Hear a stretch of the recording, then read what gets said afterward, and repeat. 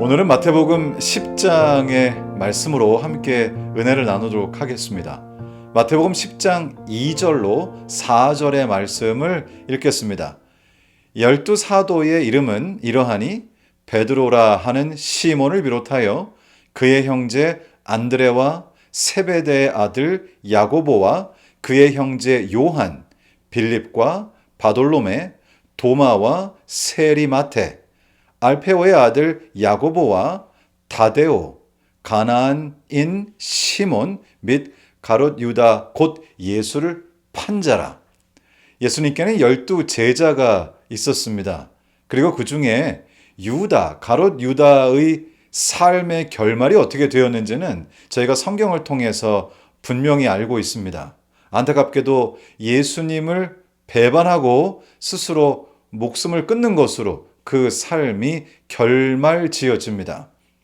그렇다면 다른 11제자들은 예수 그리스도께서 이제 부활하시고 승천하신 이후에 어떤 삶을 살다가 어떤 결말을 맞이했을까요? 오늘은 성경과 또 그 외의 여러 문서들을 통해서 저희가 알고 있는 예수 그리스도의 제자들의 삶을 잠깐 살펴보도록 하겠습니다. 예수님의 수제자인 베드로는 그의 삶이 어땠을까요? 베드로는 대체로 예루살렘에서 사역을 했고요. 안디옥 그리고 나중에는 로마까지 이르러서 자신의 사역의 영역을 넓혔습니다. 그런데 안타깝게도 전승에 따르면 베드로는 로마에서 거꾸로 십자가에 달려서 순교한 것으로 그렇게 알려져 있습니다. 예수님을 따른다는 건 뭘까요? 예수님의 제자들의 삶과 그들의 삶의 끝에 대해서 살펴보다 보면 그리스도인이 된다는 것, 예수님의 제자가 된다는 것은 무엇인지를 다시 한번 생각해보는 귀한 교훈을 저희에게 제공합니다. 다른 제자들도 간략하게 살펴보면 이렇습니다.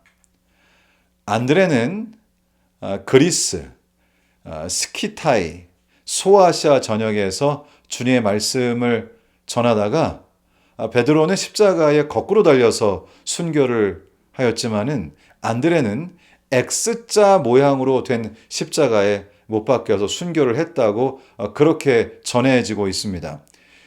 아주 유명한 역사학자인 유세비우스가 이 전승을 요약하고 있지요. 안드레뿐 아니라 그리고 야고보 세베대의 아들인 야고보는 예루살렘 초대교회에서 활동을 했는데요. 성경 사도행전 12장 2절에 따르면 야고보는 결국 헤롯 아그리빠에 의해서 칼에 의하여 순교하게 됩니다. 지금 3명밖에 살펴보지 않았는데 살펴보면서 제자들이 결국 그 마지막을 순교로 마감하고 있다는 사실을 저희가 금방 알아차릴 수 있습니다.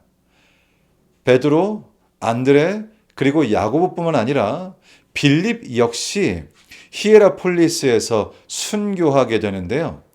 에우세비우스라고 하는 역사학자가 쓴 교회사 책에 따르면 히에라폴리스에서 빌립이 사역하였고 그리고 딸들과 함께 그곳에서 있었던 것이 기록이 되어 있습니다. 그리고 외경에 따르면 빌립도 역시 그곳에서 순교하였다고 그렇게 기록하고 있습니다. 이제 바돌로메, 성경에는 사실 내용이 거의 기록되어 있지 않지만 전승에 따르면 이 바돌로메는 인도, 아르메니아 등지에서 선교한 것으로 알려져 있고요. 참 말로 표현하기가 좀 가슴이 너무나 아픕니다만 이 Fox's Book of Martyr이라고 하는 그런 전승이 기록된 책에 따르면 바돌로메는 살아있는 채로 그의 가죽이 벗겨져 죽음을 당하는 그런 정말로 처참한 마지막을 맞이하게 됩니다. 저희가 이런 말씀을 이렇게 듣다 보면 저희 마음속에 예수 그리스도를 따른다는 것이 무엇인가, 예수님의 제자가 되는 것이 무엇인가를 다시 한번 생각해 보게 됩니다. 때때로 어떤 경우에 우리가 예수 그리스도를 믿으면 복받고 그리고 축복 가운데서 좋은 삶을, 행복한 삶을 누리게 된다는 메시지를 듣게 되는데요.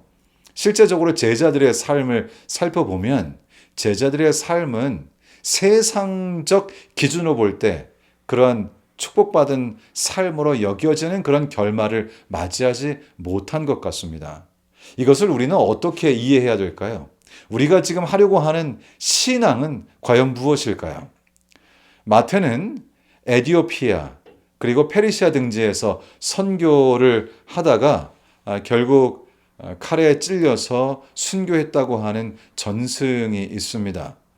그리고 Acts and Martyrdom of Matthew라고 하는 외경이 있는데요. 그 외경에 따르면 이 마태가 예수 그리스도의 복음을 전하다가 결국 죽임을 당하는, 순교하는 그런 기록이 있습니다. 예수 그리스도의 부활하심을 믿지 못해서 만져봤어야 했던, 그래서 저희에게는 의심 많은 제자로 알려진 도마. 그러나 그의 그 이후의 삶은 결코 의심 없는 삶이었습니다. 그는 인도의 남부 켈릴라라고 하는 지역에서 사역을 했고요. 결국 그도 예수 그리스도를 전하다가 인도에서 순교하게 됩니다. Acts of Thomas라고 하는 외경이 있는데요. 그 외경에 이제 그러한 기록이 있습니다. 인도에 도마의 무덤이 있다는 그런 전승도 있긴 합니다만 그러나 밝혀진 바는 없습니다. 예수님의 제자 중에 또 다른 야고보, 알페오의 아들 야고보, 이 야고보는 유대 지역에서 활동을 합니다. 안타깝게도 성전에서 밀쳐서 떨어진 후에 사람들에게 돌에 맞아서 죽었다고 하는 그런 전승이 기록이 돼 있습니다. 요세프스가 쓴 유대 고대사에 보면 야고보는 돌로 맞아서 죽임을 당했다. 이렇게 기록이 되어 있습니다. 성경에는 가나안인 시몬이 기록되는데요. 시몬은 이집트와 페르시아 등지에서 전도를 했습니다. 그는 결국 톱으로 죽임을 당합니다. 고문을 견디고 그리고 고문 끝에 이러한 죽음을 맞이하게 되는데요. 그의 이러한 죽음은 또 저희들에게 여러 감정이 일어나게 하는 것이죠. 다데오는 메소포타미아와 페르시아 지역에서 전도했고 외경인 Acts of Simon and Jude라고 하는 그런 책의 외경에 창에 찔려서 순교했다고 하는 그런 기록이 있습니다. 이제 이렇게 해서 예수님의 10 제자가 그들의 삶의 끝에 순교를 통하여 예수 그리스도의 복음을 전하고 그 순교 자체가 또 다른 수많은 사람들을 예수 그리스도께로 이끄는 그런 놀라운 결과를 낳게 됩니다. 요한은 에베소 소아시아 일대 지역에서 사역을 했고요. 반모섬에 유배되어 그곳에서 요한계시록을 집필하게 됩니다. 이제 저희가 예수 그리스도의 12 제자들이 그들의 마지막을 어떻게 맞이하게 됐는지를 다 살펴봤습니다. 그런데 이 내용들을 저희가 간략하나마 알게 될 때 우리의 마음속에 뭔가 굉장히 좀 가슴 아프고 안타까운 그런 마음이 들 수밖에 없습니다. 우리는 이것을 어떻게 이해해야 할 것인가? 우리가 한 가지 분명하게 해야 될 것이 있습니다. 그것은 순교당하고 끝까지 예수 그리스도의 복음을 전하다가 수많은 사람들 앞에서 자신의 목숨까지 바쳐서 예수 그리스도를 드높였던 이분들의 감정의 상태는 두려움이나 안타까움이 아니었습니다. 그들이 가지고 있던 이 주관적인 감정은 확신과 믿음과 감사였다는 것이죠. 성경 히브리서 11장 38절은 이렇게 기록합니다.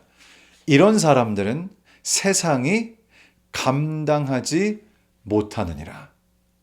사실 이분들의 마음 상태를 우리가 성경을 통해서 해석해 본다면 이분들이 돌아가시기 직전 그 마지막 순간까지 돌아가시는 그 순간까지도 가지고 있던 감정은 바로 사랑이었습니다. 우리는 순교자 스테반의 경험을 통해서 그것을 상상해 볼 수 있습니다.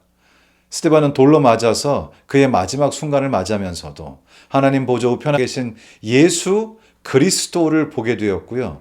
그리고 그에게 돌을 던지는 사람들을 용서해 주실 것을 기도하는 그들을 향한 사랑으로 그 마지막 순간을 채웠다는 것입니다.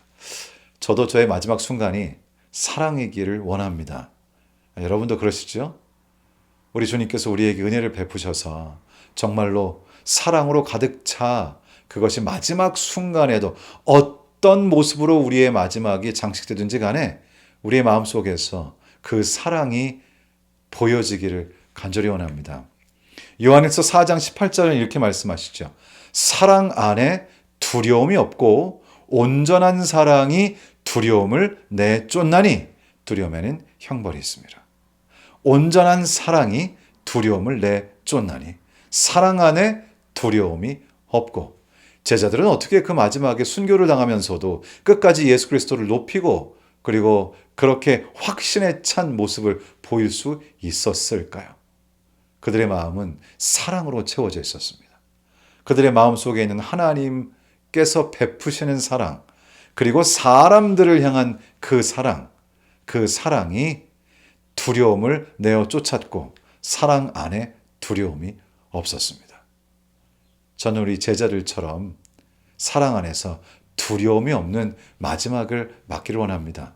우리 주님께서 여러분과 저와 함께 하셔서 우리가 어떤 상황에 처할지라도 저희가 제자들처럼 순교하게 될지 어쩔지는 알 수 없는 것이지만 우리가 어떤 상황에 처할지라도 우리의 마지막의 모습이 어떤 모습일지라도 우리 주님께서 우리가 감당할 수 있는 마지막을 주실 테니 그때 우리의 마음이 사랑으로 채워져 두려움 없이 우리의 마지막을 맞게 되기를 우리 주님 예수님의 이름으로 축원합니다.